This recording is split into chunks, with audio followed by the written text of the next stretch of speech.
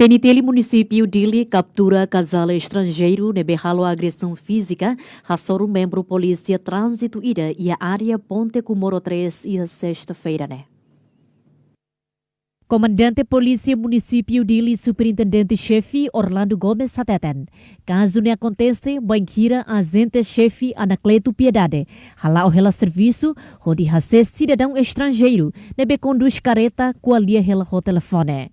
Banquira membro Polícia Trânsito, né? Tenta rapara cidadão estrangeiro, né? Mas bela coopera, onde continua radau malu chave careta, onde resulta chave hankanek membro Polícia Nialiman, no cidadão estrangeiro. Halau agressão físico, onde tebe raçouro membro Polícia Anacleto Piedade. Foi no acontecimento, membro polícia queixa que desba esquadra polícia Dom Aleixo, onde continua a identificação do cidadão estrangeiro, também considera comete crime, ofensa, integridade física simples, na obstrução contra a autoridade de segurança. Cuidado que tinha membros de trânsito, halau no serviço iha ponte Comoro Ninian,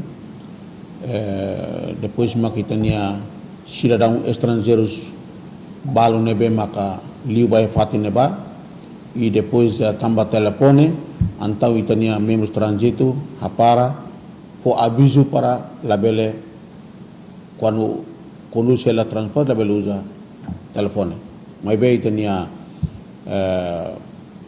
cidadão estrangeiro itirane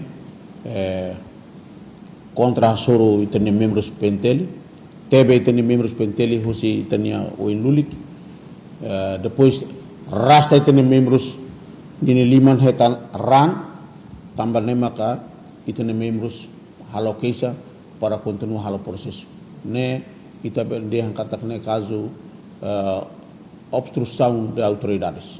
Comando PNTL Dili considera cidadão debe conduz transporte maka halimar no qualia ho telefone, maka perigo ho di hamoso acidente. Sim, trânsito atau prevene ne mo sanesa prevene con acidentes. Da rumah iteni motorista sira conduz la careta depois usa telefone, parigado ho telefone, então idanemos bele mos acidentes. Então trânsito ia debe para avisa baik itu motorista sirahotu kata conduz transporte labele utiliza telefone wahira lauhela. Cidadão estrangeiro refere submete ela a processo de identificação durante horas balungelaran, moloca apresenta para o Ministério Público onde continua o processo. Juvenal da Silva, ba RTTL.